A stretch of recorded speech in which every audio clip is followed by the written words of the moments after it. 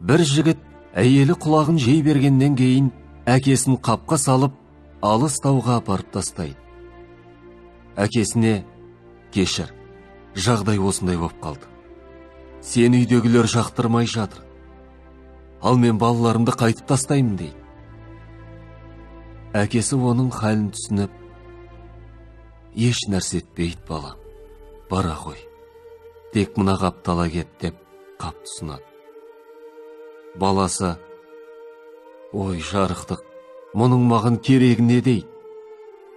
Әкесі: ұлым, сен қартайып, балаларыңа керегің болмай қалғанда, осы қаппен сені де осында жеткізеді деген екен.